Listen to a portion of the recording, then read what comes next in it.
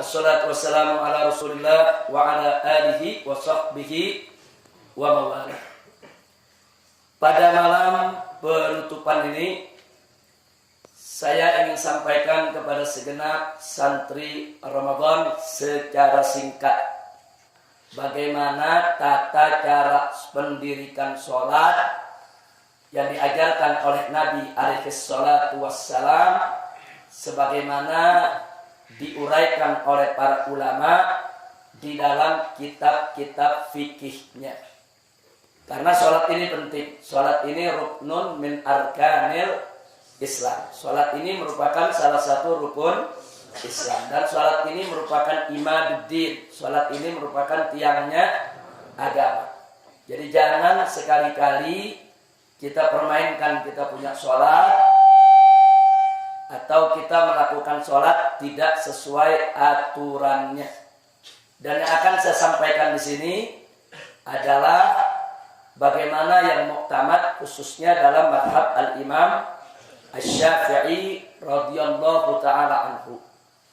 Nah, karena itu perhatikan sekali lagi semua, kalau kita bicara tentang sholat, tentu sholat ada rukunnya. Sholat ada sunnah ab'adnya dan sholat ada sunnah hay'ahnya. Nah, kalau kita bicara tentang rukun, tentu tidak boleh tidak rukun itu harus kita kerjakan. Jadi kalau kita sholat meninggalkan rukun, maka sholat kita tidak sah. Dan kalau kita masih ada di dalam sholat belum selesai, kemudian kita menyadari ada rukun yang tertinggal, maka rukun yang tertinggal itu tetap harus kita kejar. Tidak bisa diganti dengan sujud sahwi. Contoh, begitu kita sholat di tahiyat yang terakhir, kemudian kita teringat, yakin bahwa tadi di rakaat kedua kita tidak baca suratul Fatihah, tapi kita langsung membaca surat. Maka sebelum kita salat, kita masih ada dalam sholat kita, maka rakaat kedua kita tidak sah. Lalu bagaimana solusinya? Kita berdiri, berarti kalau rakaat kedua dihitung tidak sah, kita baru berapa rakaat sholat? Baru 3. Nah, kalau rakaat kedua kita katakan kita sholat isya yang 4 rakaat. Begitu kita tahiyat terakhir, ingat rakaat kedua ini kita tidak baca suratul Fatihah, maka rakaat kedua kita dianggap tidak sah, berarti kita baru sholat 3 rakaat. Maka kita ganti, kita harus segera berdiri untuk menambah 1 rakaat lagi. Nggak bisa diganti dengan sujud sahwi.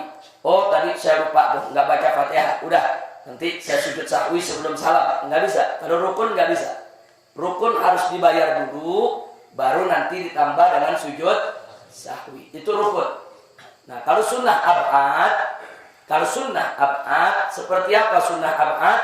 Sunnah ab'ad seperti tahiyat yang pertama, itu sunnah ab'ad. Nah, seperti lagi membaca kunut dalam sholat subuh, itu sunnah ab'ad. Nah, kalau kita terlupa dari sunnah ab'ad, tidak usah dikejar. Oh, tadi lupa rakaat kedua kita tidak tahiyat yang pertama, nggak apa-apa. Sholat kita tetap sah.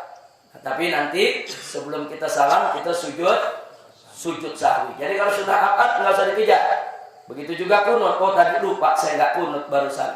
Nah, kita sudah sujud atau sudah duduk, nggak usah dikejar lagi. Tinggalkan saja. Kalau sudah terlanjur ditinggal. Kalau sudah terlanjur kita lupa, tinggalkan saja. Tapi nanti sebelum kita salam, kita melakukan sujud sahwi. Jadi beda tuh. Ada rukun, ada sunnah ab'ad. Nah, sedangkan sunnah hay'ah, andai kata kita terlupa, nah kita tidak merusak kita punya sholat, dan tidak juga perlu diganti dengan sujud sahwi. Artinya kalau kita sudah tinggalkan itu yang namanya sunnah hay'ah, kita tidak mendapatkan fadilahnya, tapi tidak merusak sholat kita. Sunnah hay'at banyak sekali. Nah, sunnah hay'at ini dalam sholat banyak sekali. Nah, seperti apa? Seperti takbir yang kita lakukan dalam sholat, kecuali takbiratul ihram. Nah, seperti juga zikir-zikir yang kita baca dalam ruku, dalam sujud. Nah, itu semua merupakan sunnah hayat. Yang andai kata kita lupa, kita tidak baca, nah itu tidak merusak sholat kita dan tidak perlu diganti dengan sujud sahwi.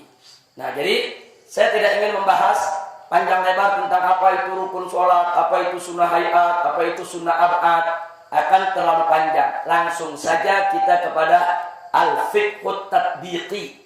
Kita langsung kepada fikih praktek sehari-hari. Jadi saya ambil yang penting-penting saja. Perhatikan. Jadi kalau kita hendak melaksanakan sholat, kita harus sepenuhnya melakukan takbiratul ihram itu menghadap ke kiblat.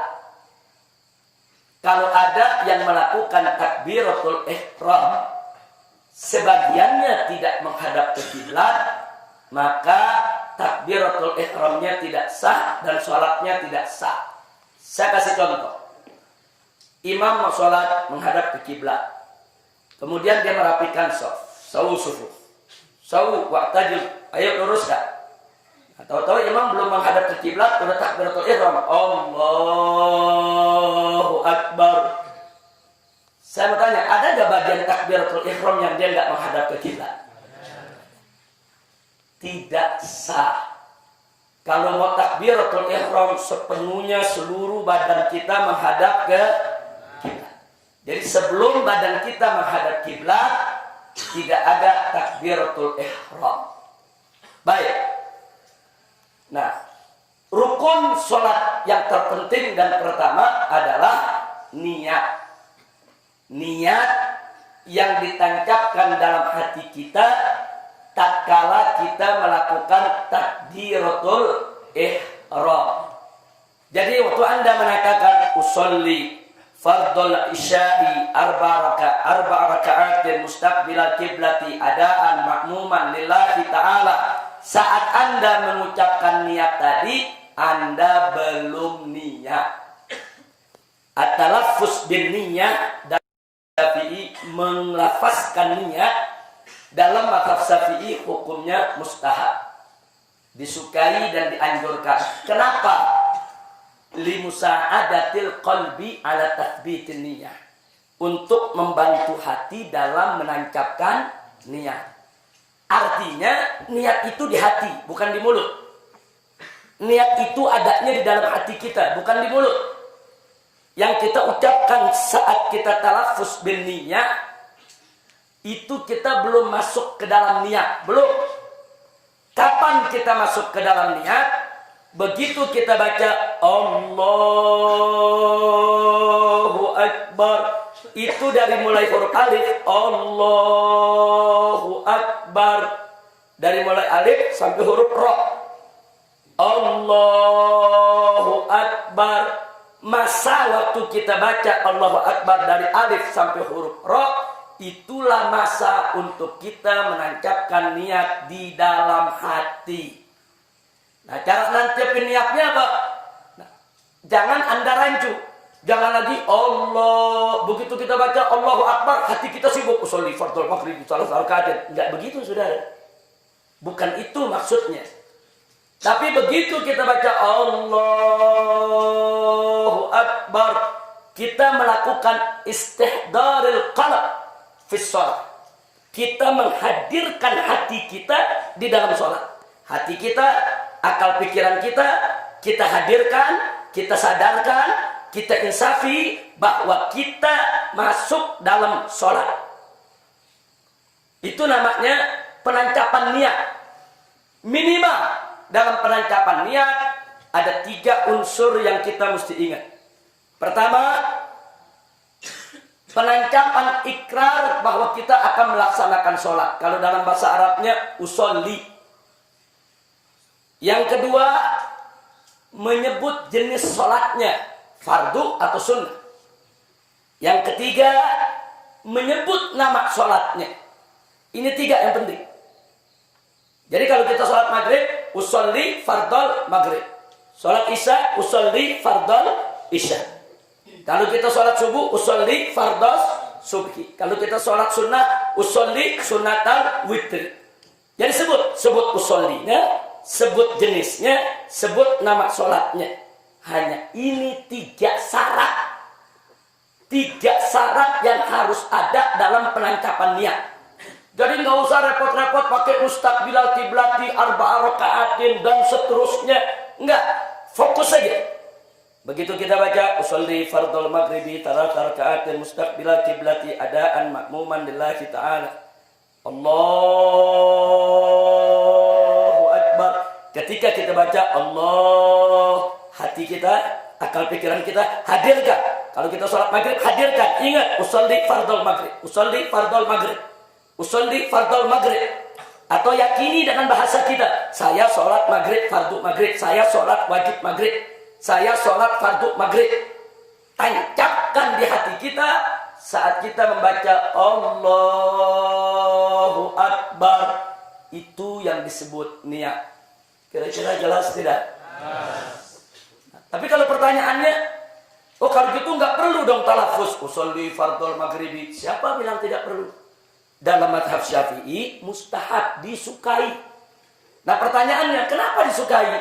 Sebab dengan kita melafazkan niat, kita sedang menuntun hati. Hati manusia ini selalu bergejolak. Hati manusia ini bulak-balik.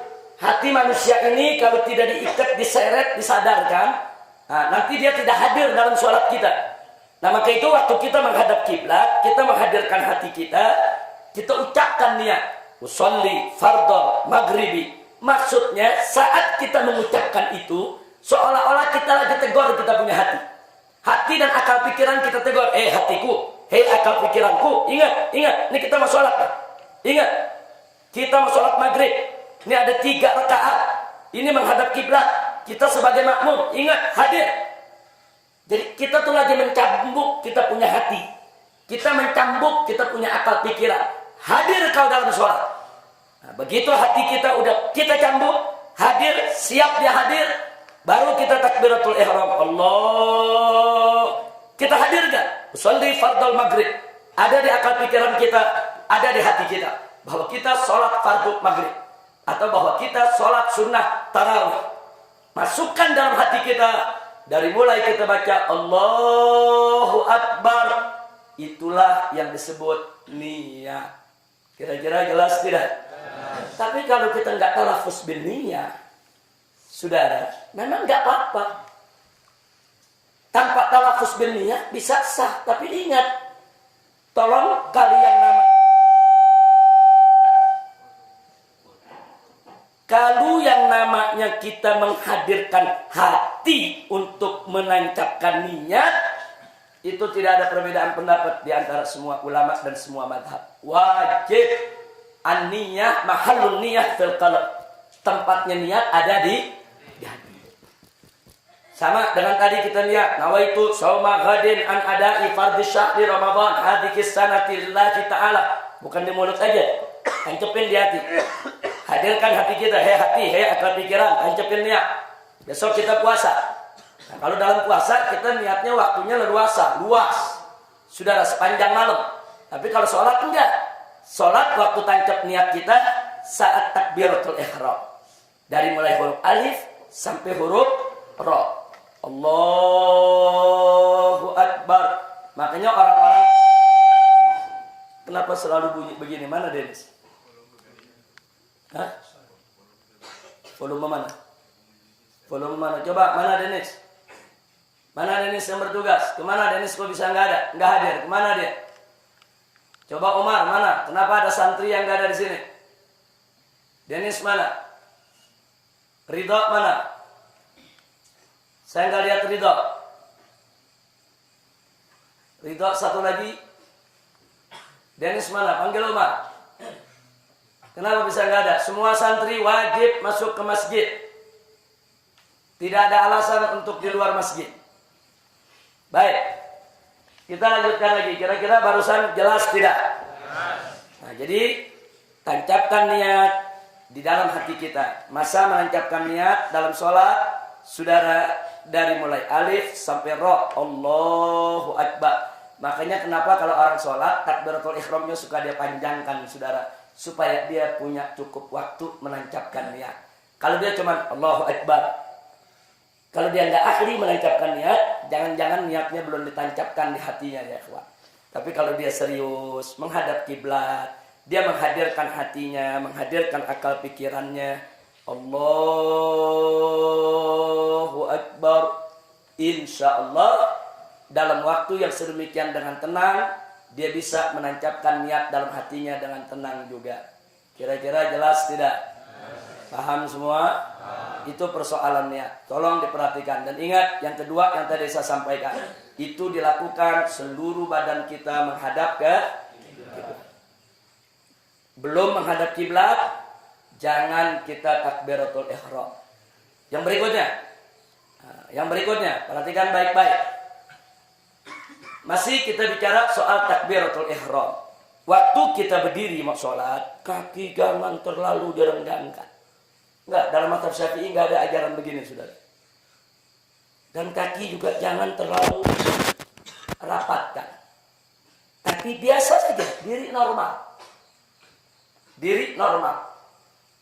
Diri normal seperti ini menghadap ke kiblat. Nah, kalau kita sholat berjamaah, yang diluruskan itu bukan ujung jari. Yang diluruskan itu adalah tumit. Kalau tumit Anda ada di garis belakang, ini soft, ini sudah dibuat garisnya nih. Kalau tumit Anda ada di belakang, perkis seperti ini, maka soft pasti akan lurus. Nah, kalau pertanyaannya, kenapa tumit ukurannya? Kenapa bukan ujung jari? Sebab panjang kaki orang berbeda-beda. Yang anak kecil, yang orang dewasa, yang kurus, yang tinggi, yang pendek, yang gemuk, beda panjangnya. Dia punya kaki. Jadi kalau ujung jari yang kita pakai tidak akan lurus. Tapi kalau tumit yang kita pakai lurus. Karena tumit umumnya sama jarak tumit. Makanya tumit yang dipakai ukuran bukan ujung jari. Jadi mau anak kecil, mau orang dewasa, lihat tumit. Tumit taruh di garis. Biasakan. Ukuran kita tumit. Kalau kebetulan karpetnya ada garisnya enak. Kalau karpet lagi nggak ada garis, lihat aja tumit kita. Kita lihat tumit kita. Kanan kiri sudah lurus tumitnya, insya Allah softnya akan rata. Baik, yang berikutnya, saat kita takbiratul ihram, perhatikan tangan. Allah, perhatikan tangan.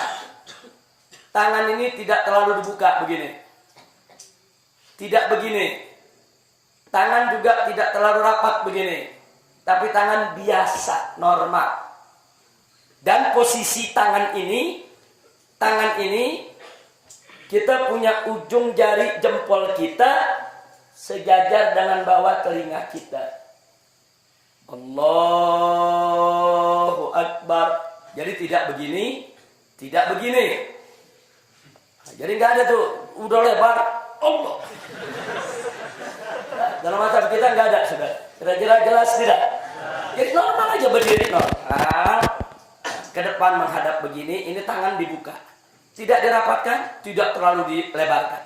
Biasa. Ini telapak madhab ke kiblat. Bukan begini. Tidak Allahu Akbar. Enggak begini. Begini.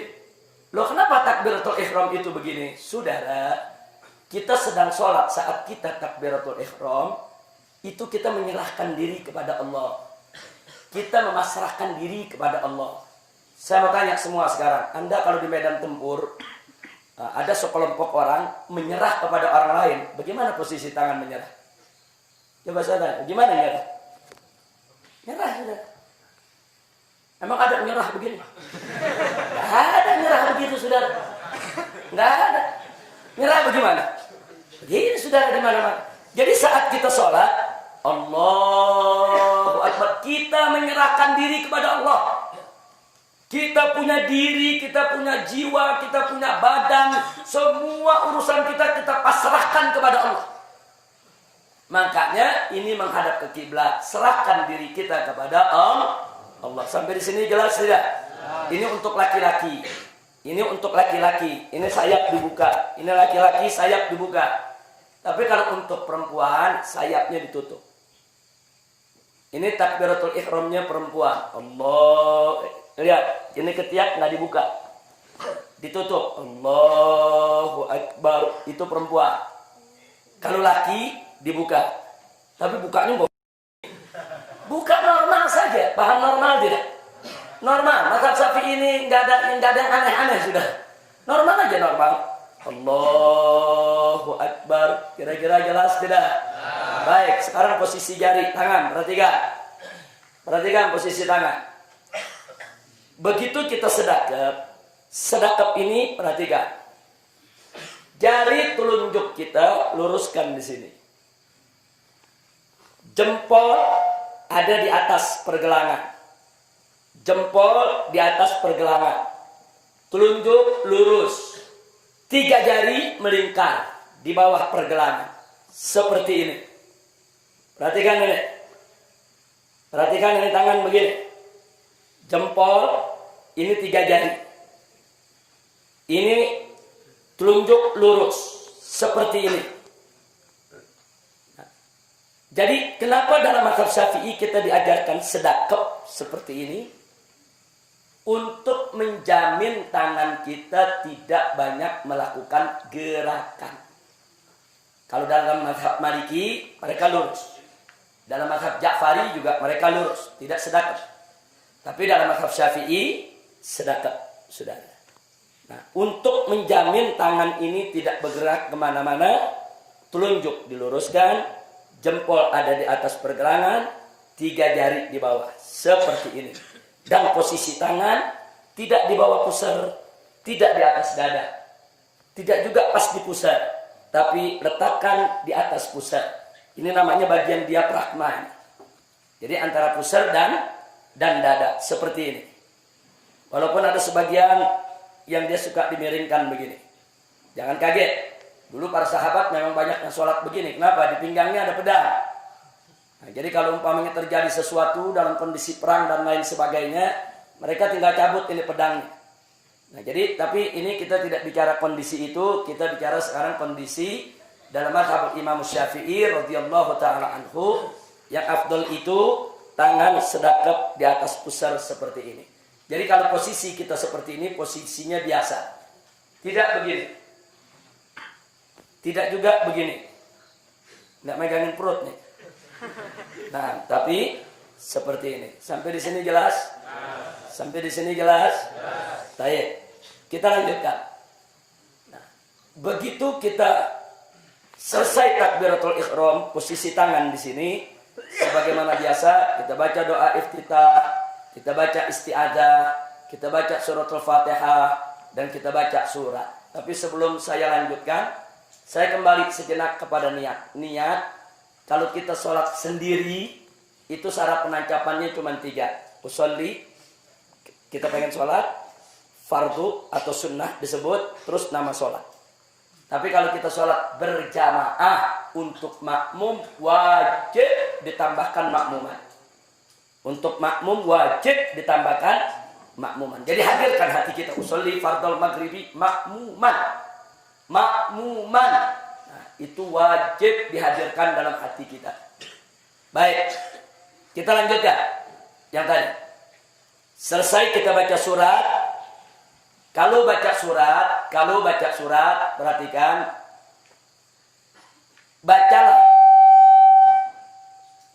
Bacalah surat yang lebih dulu.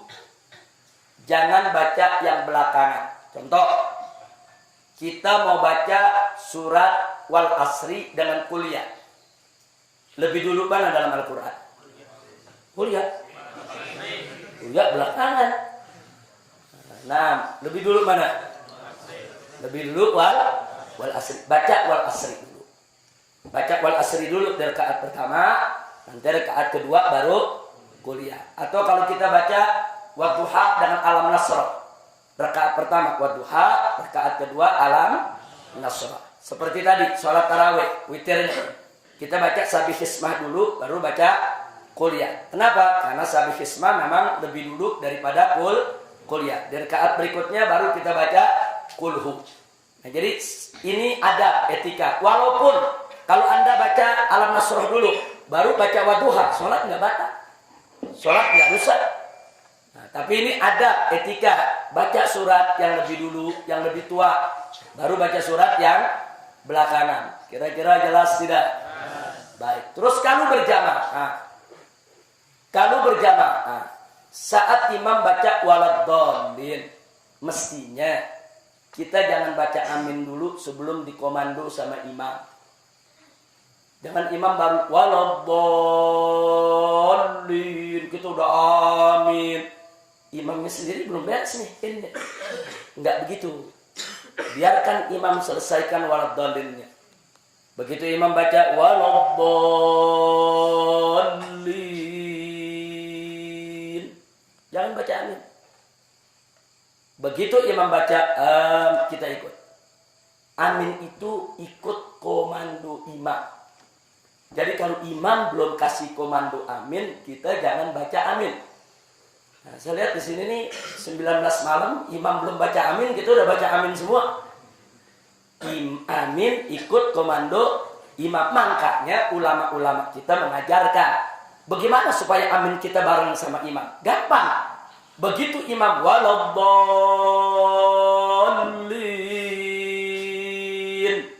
baca Rabbighfirli walidayya, baru kita baca amin. Loh, kenapa begitu? Sebab imam habis baca waladdallin. Coba saya mau semuanya baca waladdallin. Ayo rame-rame. Waladdallin. Napas habis enggak? Habis enggak? Kalau napas habis, mau baca amin, dia tarik napas enggak? Tarik napas. Nah, sementara imam tarik napas untuk baca amin, kita baca Rabbighfirli walidayya. Jadi berikan kesempatan kepada imam untuk tarik nafas dalam rangka membaca amin. Nah, saya yakin kalau imam dikasih kesempatan waladdallin tarik nafas, imam baca amin, Anda sudah selesai baca Rabbighfirli walidayya. Bisa dipraktekkan? Ayo kita coba. Waladdallin.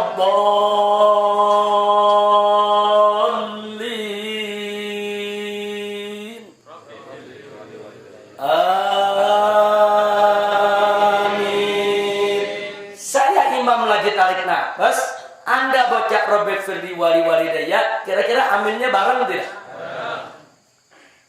Tertib semacam ini perlu dijaga sebab ada hadis dari Nabi bahwa manakala aminnya kita dengan imam bebarengan dengan aminnya para malaikat, saudara, maka hajat kita digobulkan, dosa kita diampuni. Amin. Nah, jadi amin ada aturannya. Sampai di situ jelas?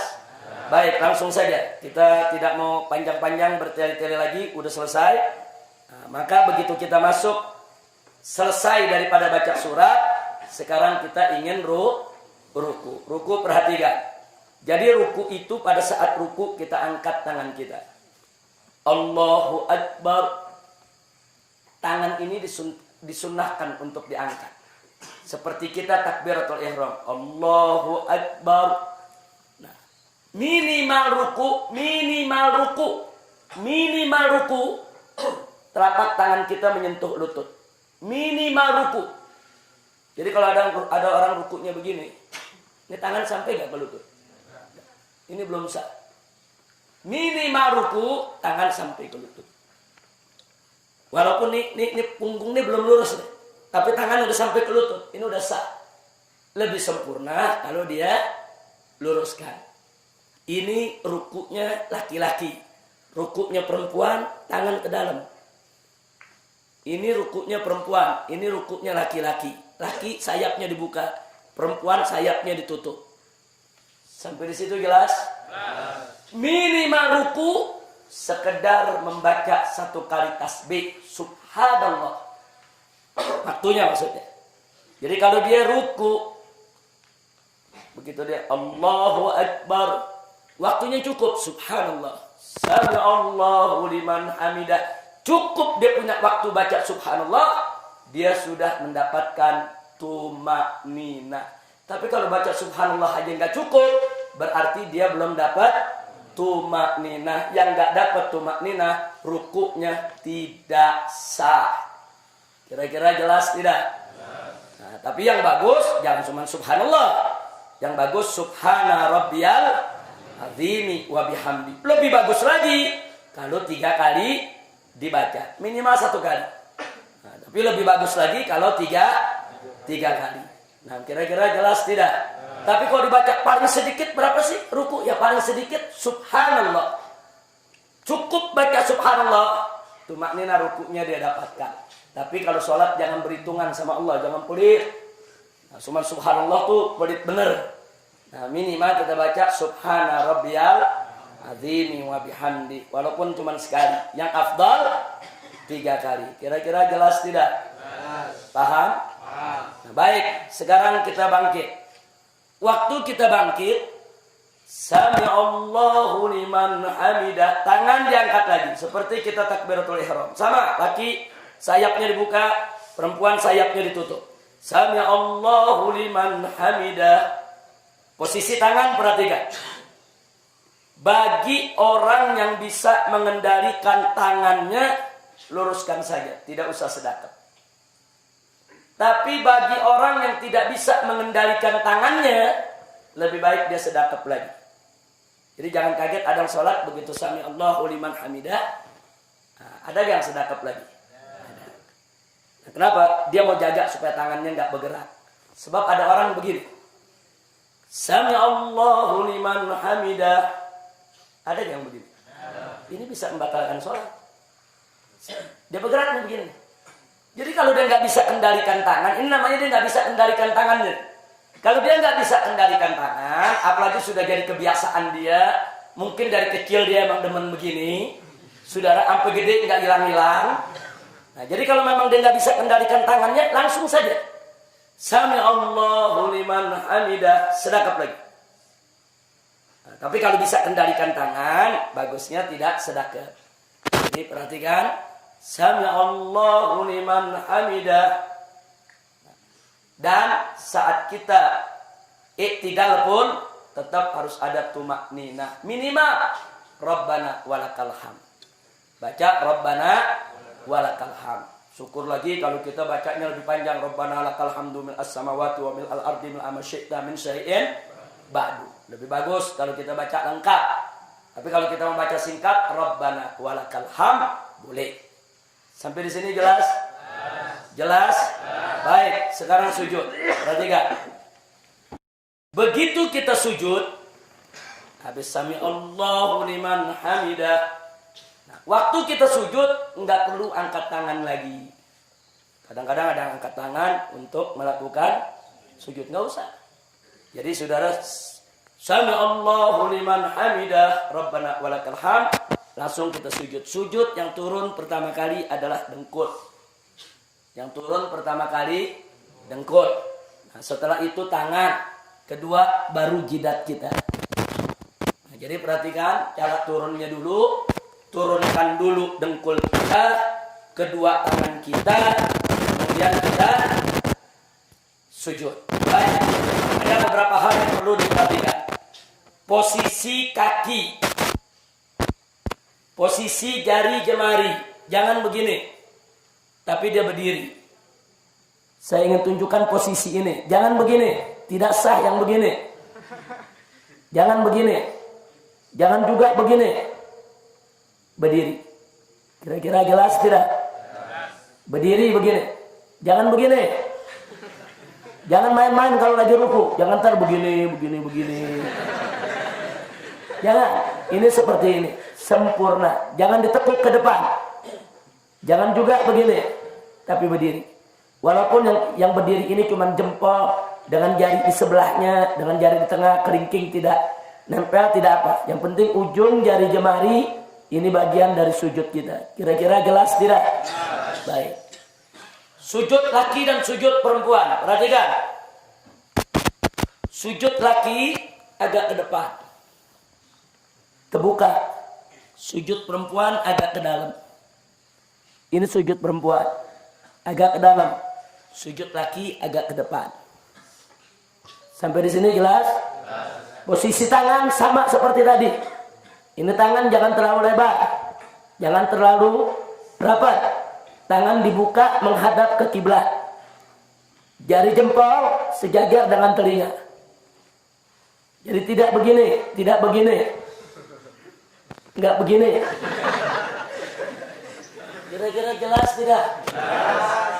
Ini pelajaran sholat penting. Kira-kira jelas tidak? Ada nggak yang begini? Ada. Yang begini? Ada. Jadi ini nih dibuka. Ini jari, ingat, ini jari. Nah, kayak kita takbiratul ihram. Ini dia. Sama, ini jari jemari ini ada di dekat telinga. Kira-kira jelas tidak? Paham? Baik. Posisi jidat. Yang paling afdol saat jidat kita menyentuh tempat sujud, hidung kita juga nyentuh lantai. Tapi kalau hidung nggak nyentuh, jidat aja yang nyentuh, sah. Sebab kan anggota sujud itu bukan hidung, tapi jabah. Tidak. Baik. Yang bawa sorban pinjam. Perhatikan. Ini kadang-kadang santri keren pakai sorban. Cuman gara-gara sorban sholatnya pada kayak nggak sah tiap hari. Hati-hati. Sorban ini hati-hati. Kalau kita sujud pakai sorban. Allahu Akbar. Ini di depan kita nih. Sorban. Sujud di atas sorban. Tidak sah. Ini Piki kemari. Sujud begini. Tidak sah. Kira-kira jelas tidak? Tapi kalau Piki ini jatuh, sujud di atas Piki, sah. Sah. Ini jatuh, sujud di atas sorban, sah. Tapi kalau sorban ini sedang kita pakai begini, sorban di depan kita, terus sujud di atas sorban, tidak sah. Nah, kalau Anda lagi sujud, tahu nggak sengaja ini begini, Anda udah sujud begini, turunkan aja ini. Ini turunkan, selesai. Sholat Anda sah. Paham? Jadi jangan mentang-mentang pakai sorban, ada yang sujud kadang-kadang di atas sorban. Tidak sah. Sebab kalau Anda sujud di atas sorban yang sedang Anda pakai, berarti Anda sujud di atas pakaian yang sedang Anda gunakan. Nggak boleh. Kira-kira jelas tidak? Nah, makanya sekarang, bagaimana kalau orang rambutnya panjang, nutup semua ini? Dia sujud. Tidak ada bagian jabahnya yang menempel di lantai. Ketutup rambut, tidak sah. Ini jabah mesti nempel. Nah, nempelnya pun harus ada beban. Nah, contohnya beban, andai kata, ini tempat sujud saya tepung atau bedak. Andai kata bedak, kalau saya sujud, saya angkat, ngejiplak, ada tanda sujud. Itu berarti saya sujud dengan beban. Ada orang sayang menjambulnya. Dia sujud, hati-hati saudara, cuma nempel aja. Ada yang begitu. Andai kata ada bedak, nggak ada tanda sujud, tidak sah. Sujud itu bukan sekedar nempel, tapi ada beban. Nah, jadi kalau dalam kitab fikih diumpamakan, andai kata ada tepung itu ada bekas cap jidat kita. Kira-kira jelas tidak? Paham? Nah, jadi sujud ada tata caranya. Jangan sembarangan kita sujud. Posisi kaki jari lihat, posisi tangan lihat, posisi jidat lihat. Nah, ini yang penting. Termasuk perempuan yang pakai apa? Mukena. Kadang-kadang mukenanya panjang, begitu dia sujud, mukenanya di depan. Dia sujud di atas mukena, tidak sah. Nah, makanya hati-hati tempat sujud kita, jangan sampai berkaitan dengan apa yang sedang kita pakai. Kira-kira jelas tidak? Paham semua? Jadi kalau ini piki nutup begini, sujud tidak sah. Tapi kalau ini piki jatuh, sujud di atas piki sah. Karena kalau piki sudah terlepas, dia tidak lagi sedang kita pakai. Sampai di sini jelas? Paham? Baik. Berikutnya. Nah, begitu kita bangun dari sujud, perhatikan kaki kita. Bangun dari sujud, Allahu Akbar. Pantat kiri kita duduk di atas kaki kiri. Kanan kita, jari jemarinya ini menghadap ke kiblat. Perhatikan, ini belakang begini. Ini namanya duduk apa nih? Ini namanya duduk apa? iftirash. Ini duduk iftirash. Jadi tidak begini duduknya. Tidak juga begini. Kecuali bagi yang berhalangan, yang sakit, yang badannya kegemukan, yang ada asam uratnya, dia nggak bisa duduk dengan sempurna, itulah yang masalah. Tapi kalau kita lagi sehat, walafiat, duduk yang sempurna, duduk di atas betis kiri ini telapak kaki kiri, ini pantat kita duduk di kaki kiri. Nah, beban kita ada di kiri, kaki kanan. Nah, kita lihat ini seperti ini. Jari jemari, perhatikan. Begitu kita duduk, jari jemari kita tidak megang dengkul. Enggak. Jari jemari kita di atas paha, bukan megang dengkul. Di atas paha, jangan dibuka lebar. Jangan dibuka lebar, tidak mesti terlalu rapat, biasa saja. Jari jemari kita menghadap kiblat. Sana kiblat, semua menghadap kiblat, kita punya jari. Ujung jari sejajar dengan ujung dengkul kita. Jadi bukan di atas dengkul, tapi di atas paha ujung ini. Seperti ini. Nah, jadi ini kaki kita seperti ini, belakangnya, depannya seperti ini. Sampai di sini jelas tidak? Yes. Kemudian kita sujud, sama seperti itu. Nah, setelah sujud, kita akan berdiri. Nah, dalam mazhab Syafi'i, saat kita mau diri, ada sunnah untuk kita, yaitu duduk sejenak istirahat. Jadi nggak langsung berdiri. Nah, duduk sejenak istirahat baru berdiri. Tapi kalau mau langsung diri pun tidak apa-apa. Ingat, begitu berdiri tidak perlu angkat tangan lagi. Ini jamaah di sini masih banyak yang angkat tangan. Nah, masuk rakaat kedua, Allahu Akbar. Enggak. Angkat tangan ini waktu takbiratul ihram, angkat tangan. Waktu kita bangun dari sujud yang pertama atau sujud yang ketiga, tidak angkat tangan. Angkat tangannya waktu kita bangun dari tahiyat yang pertama. Nah, kalau kita sholat maghrib 2 rakaat, ada tahiyat. Nah, dari tahiyat, nah begitu kita tahiyat, kan kita berdiri. Nah, saat kita berdiri, angkat tangan. Allahu Akbar. Nah, jangan tiap rakaat angkat tangan. Kira-kira jelas tidak? Menyalahi sunnah. Menyalahi sunnah. Nah, kita masuk rakaat kedua tanpa angkat tangan. Sedekap lagi, baca Fatihah lagi, baca surat lagi, ruku lagi seperti tadi, i'tidal lagi seperti tadi, sujud lagi seperti tadi, duduk lagi seperti tadi, sujud lagi, baru kita tahiyat yang pertama. Perhatikan. Tahiyat yang pertama, duduk kita tetap duduk iftirash, sama seperti duduk yang tadi. Tangan kita perhatikan. Yang kiri seperti tadi, di atas paha madhab kiblat. Yang kanan seperti ini. Siap-siap mau diangkat ini jari. Posisinya seperti ini.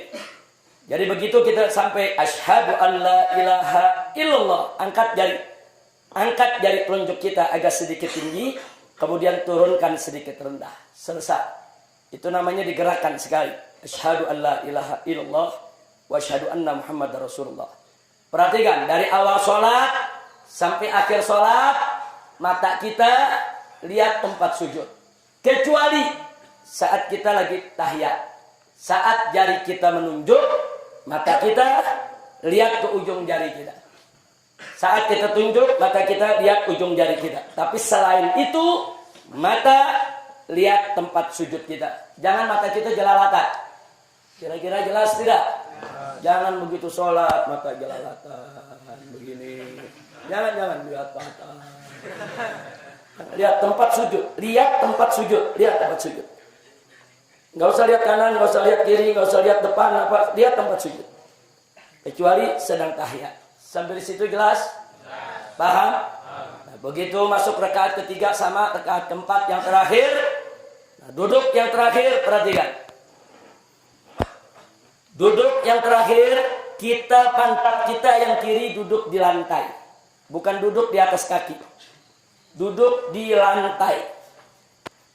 Nah, kemudian kita punya kaki ini, telapak kaki kiri ada di bawah betis kanan. Perhatikan ini. Ini betis ini. Ini betis. Ada di bawah betis kanan. Seperti ini. Seperti ini. Lihat, ini jari jemari kita menghadap kiblat. Telapak kaki kita ada di bawah betis. Pantat kiri kita melekat ke duduk di atas lantai. Ini namanya duduk apa? Ini duduk apa? Duduk tawarruk. Posisi kita sama seperti tahiyat yang pertama. Yang kiri ada di atas paha paling ujung. Yang kanan seperti ini, siap untuk diangkat. Sampai di sini jelas tidak? Kemudian salam. Perhatikan. Saat kita salam, Assalamualaikum warahmatullahi. Ini kepala kita yang bergerak, bukan badan. Assalamualaikum warahmatullahi. Assalamualaikum warahmatullahi. Jangan badan yang bergerak. Assalamualaikum warahmatullahi. Assalamualaikum warahmatullahi. Bisa batal sholat kita. Karena salah satu syarat sahnya sholat, seluruh badan kita dari mulai takbiratul ihram sampai salam harus menghadap kiblat. Seluruh badan kita harus menghadap kiblat. Dari mulai takbiratul ihram sampai salam. Nah, begitu detik-detik terakhir, Assalamualaikum warahmatullahi. Ini di badan kita udah nggak menghadap kiblat lagi. Kira-kira jelas tidak? Nah, jadi salam yang tertib, salam ke kanan, salam ke kiri. Ini yang muktamad dalam mazhab Imam Syafi'i. Jadi jangan ikutin toriko-toriko. Kita tidak menghina mazhab lain. Sudah. Tapi dalam mazhab Syafi'i ada tata cara yang memang sudah diajarkan oleh orang-orang tua kita.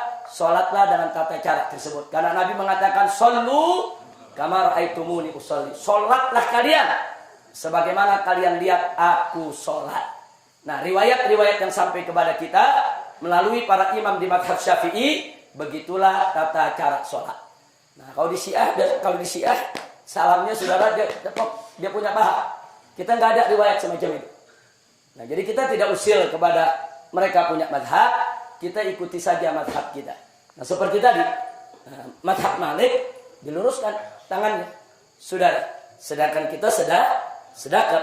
Ahlus sunnah walad dalin pakai amin tidak? Pakai amin. Nah, sedangkan dalam mazhab Syiah pakai amin batal sholatnya. Nah, jadi hal-hal begini kita mesti paham adanya perbedaan-perbedaan. Nggak usah kita masuk dalam perbedaan. Yang penting kita ikut mazhab Syafi'i. Sholat saja yang diajarkan dalam mazhab Imam Syafi'i. Dalam mazhab lain, saudara, ada saatnya kita pelajari, ada saatnya kita kenal untuk muqaranah, untuk sekedar tahu. Jangan sampai kita saling mengkafirkan hanya karena beberapa perbedaan di antara kita dengan mazhab yang lain. Sampai di sini jelas tidak? Paham semua? Ini pelajaran singkat. Nah, jadi saya minta tolong nanti pulang dari sini, khususnya yang anak-anak muda ini, cari guru di kampungnya masing-masing, belajar sama gurunya. Bagaimana cara wudhu yang betul? Bagaimana cara sholat yang betul? Nah, sebab semua ada aturan, bukan gak ada aturan. Mana yang rukun, mana sunnah abad, mana sunnah hayat, mana bacaannya betul, mana bacaannya enggak. Cari guru. Oh, kalau Anda mazhab Syafi'i, cari guru yang Syafi'i, sudah. Belajar kepada kiai Anda, belajar kepada guru-guru Anda. Nah, jangan sampai kita ngaku mazhab Syafi'i, tapi kita nggak ngerti bagaimana tata cara sholat yang diajarkan oleh guru-guru kita dalam mazhab Al-Imam Asy-Syafi'i radhiyallahu taala anhu. Kira-kira jelas tidak? Paham?